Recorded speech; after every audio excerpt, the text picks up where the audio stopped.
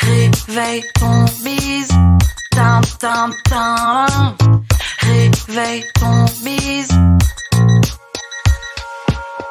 Hello et bienvenue sur le podcast Réveille ton bise. Je suis Justine, mentor podcast et business. J'aide les entrepreneurs à développer un business qui leur ressemble grâce au Human Design et sans prospection grâce au podcast. Tous les lundis à 6h, je me mets au défi de vous partager des conseils et de l'inspiration pour vous réveiller, vous et votre business. Est-ce que vous êtes prêts à attaquer cette nouvelle semaine à fond ? Moi, je le suis. C'est parti, bonne écoute. Hello, hello et bienvenue dans ce nouvel épisode de Réveille ton bise. Je suis ravie d'être dans vos oreilles ce matin. Avant de commencer cet épisode de podcast sur le sujet des bonnes pratiques à adopter sur son propre podcast, petite information, toute chaude du jour. C'est l'ouverture des inscriptions du programme MOVA pour lancer un podcast au service de votre business, histoire d'éviter de prospecter et d'attirer vos clients idéaux. Pourquoi est-ce qu'on peut lancer un podcast ? Eh bien, pour sortir des sentiers battus. Tous les jours, vos prospects lisent des articles de blog, regardent des vidéos, naviguent sur les réseaux sociaux et reçoivent des dizaines et des dizaines de newsletters. Vous avez compris, c'est un contexte ultra compétitif.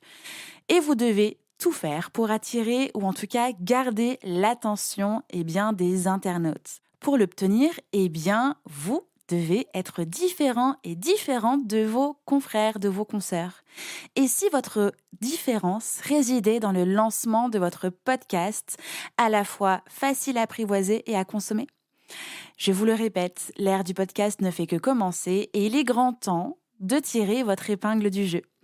Le podcast est simple d'utilisation quand on y a été formé. Il permet aussi de recycler tout votre contenu déjà publié ailleurs, sur votre blog, en vidéo, vos newsletters et vos réseaux sociaux.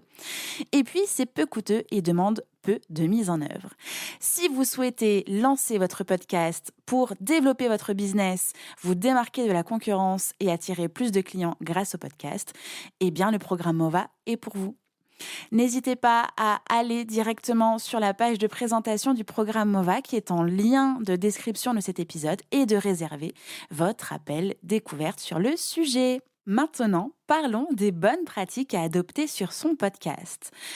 Vous le savez, et je le sais aussi, la création de contenu, c'est souvent un parcours périlleux. Entre les flux tendus, les deadlines serrés des semaines en semaine et la montagne de concurrents qui espèrent monopoliser le temps d'écoute des auditeurs et des auditrices, ce n'est pas forcément évident de garder la tête froide et surtout, de garder le rythme.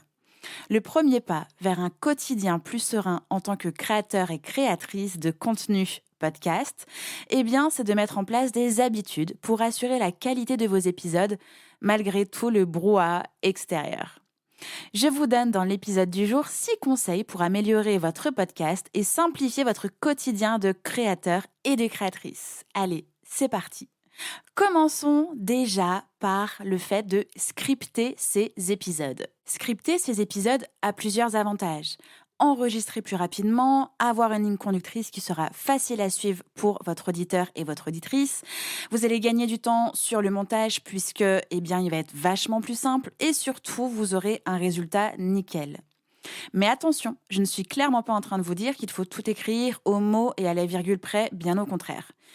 Il va plutôt falloir définir les grandes lignes de votre épisode, c'est-à-dire votre sujet, les phrases clés, vos enchaînements, vos questions à poser en interview, vos anecdotes à ne pas oublier, vos références et vos sources. Vraiment, vous allez gagner un temps fou lors de l'enregistrement parce que sans préparation, le risque est que votre épisode ressemble très rapidement à une discussion de comptoir ou à un monologue sans grand intérêt. Le message ne sera pas clair et vous allez perdre votre audience. Et ça, clairement, on ne le veut pas. Pour vous expliquer un petit peu le process de mes épisodes de podcast, il y a tout d'abord une idée et un script avec donc les grands titres, les grandes lignes, les sources et ce que j'ai envie de vous raconter. au sein de cet épisode. Ensuite, il y a 2 choses différentes. Soit j'enregistre préalablement donc mon épisode avec le script et ensuite je rédige l'article. Soit, une fois que j'ai le script, si je suis méga inspirée, je rédige mon article de blog et j'enregistre ensuite mon épisode de podcast. C'est pour ça qu'en fait, vous pouvez retrouver la même chose entre l'épisode de podcast que vous pouvez écouter et l'article de blog qui est disponible sur mon site internet. C'est pour ça qu'aujourd'hui, quand j'enregistre un épisode de podcast, je réalise le montage en même temps parce que je sais ce que je veux dire, je sais ce que j'ai envie de transmettre et du coup, je fais les deux en même temps et je gagne du temps. Disons que maintenant, par semaine, pour enregistrer et monter un épisode de 15-20 minutes, en fait, je compte 40 minutes au total, enregistrement et montage. Je suis donc bien loin des presque 2 jours de création d'épisodes au tout début de mon podcast Just in Tuned, donc en 2019. Mon conseil numéro 2, c'est de créer des process et des templates.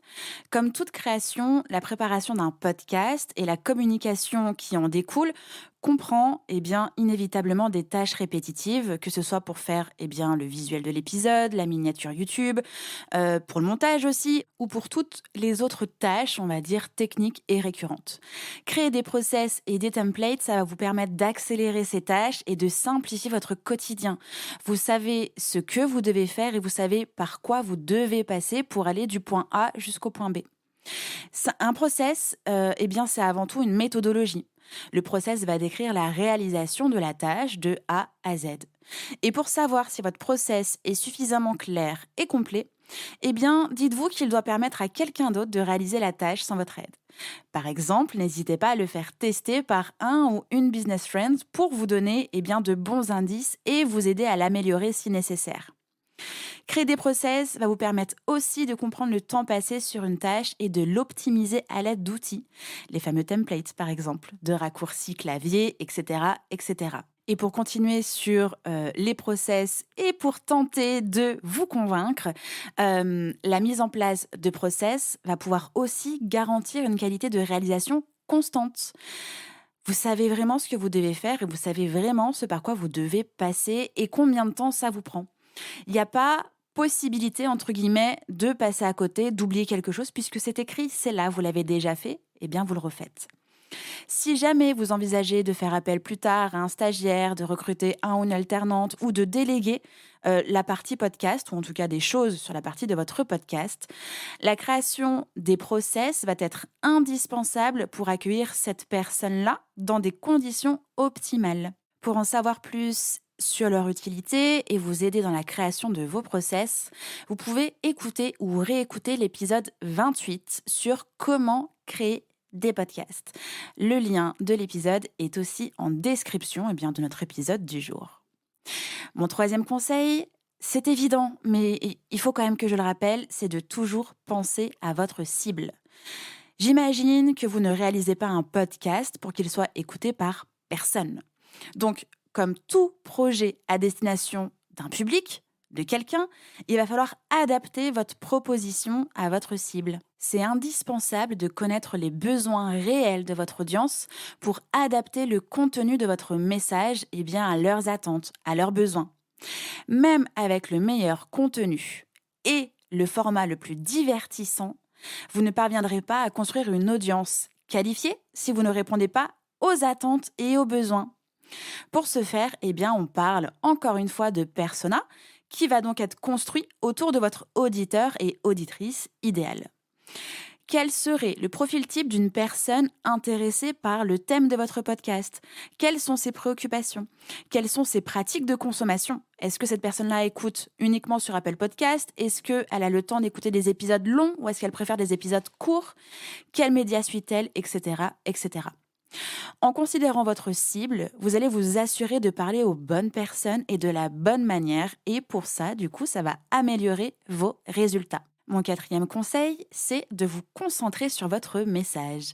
Vos auditeurs et vos auditrices arrivent sur votre podcast avec une attente, avoir une réponse au titre de votre épisode. Il va donc falloir faire en sorte que vos auditeurs, vos auditrices puissent à tout moment comprendre à quoi ce que vous racontez va leur servir et surtout où est-ce que vous souhaitez en venir.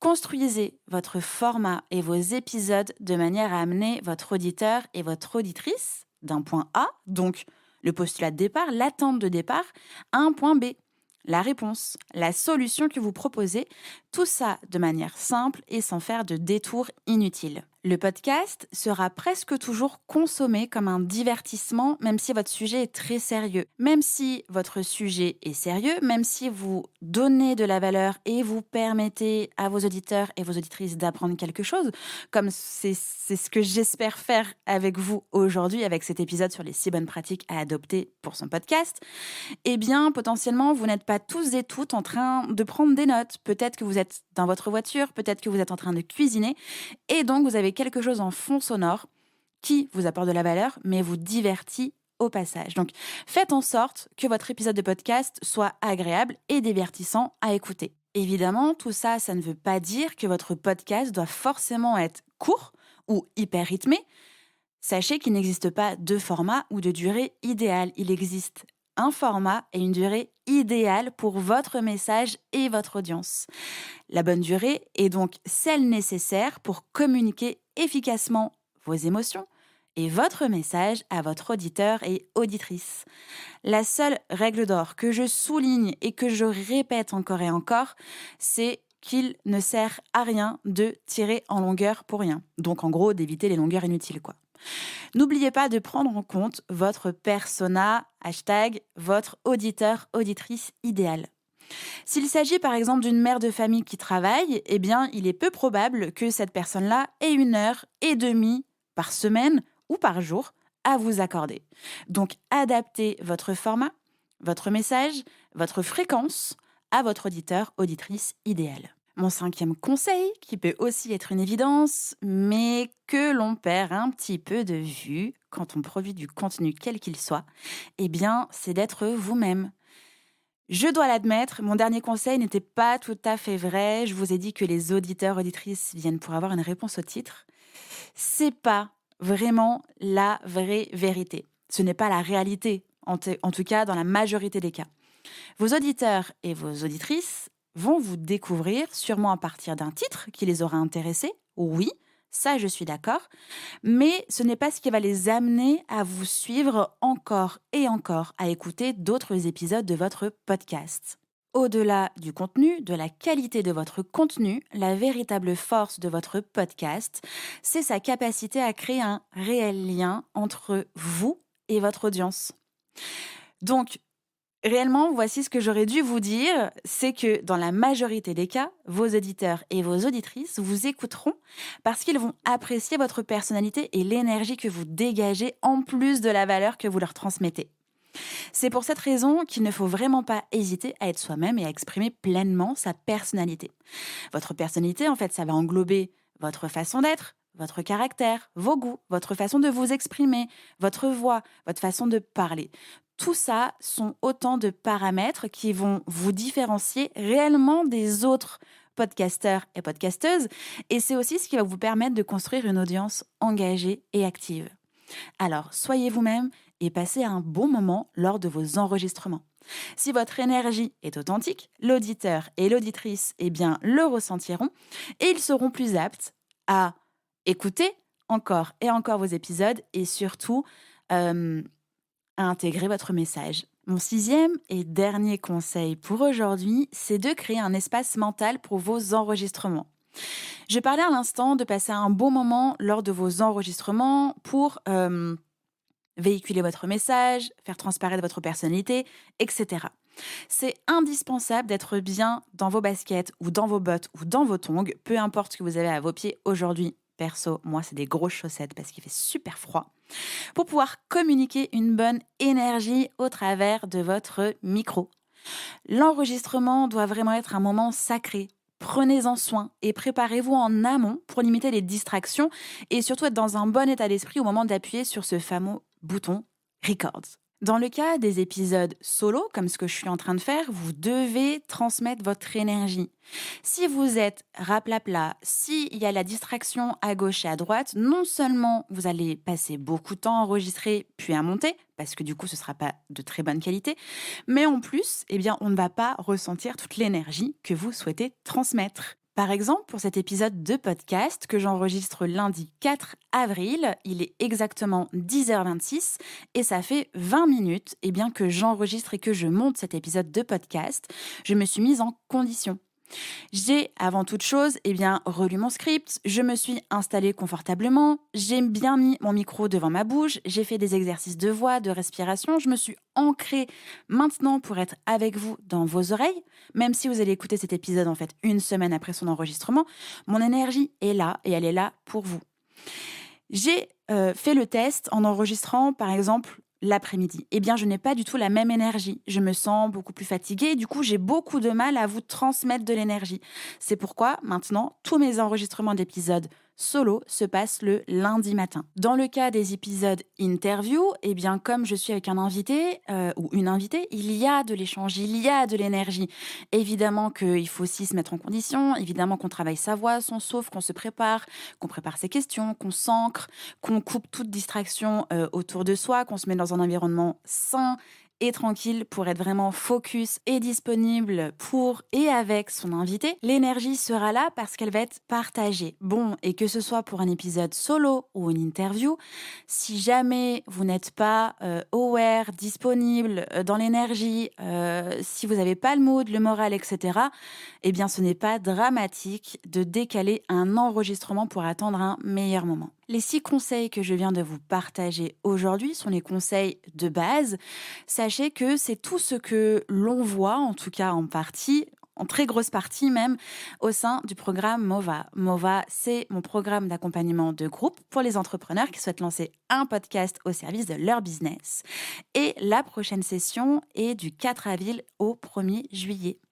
Si vous souhaitez avoir des informations, si vous avez des questions, n'hésitez pas à me contacter directement sur l'adresse mail hello@justinarma.com. Et si vous êtes déjà convaincu, parce qu'à l'intérieur de MOVA, vous aurez l'intégralité de tous mes process, tous mes templates, en fait, tout ce que je fais depuis 3 ans au sein même de mes propres podcasts et tout ce que j'ajuste, tout ce que je modifie encore aujourd'hui, tout est dans MOVA. C'est votre podcast clé en main.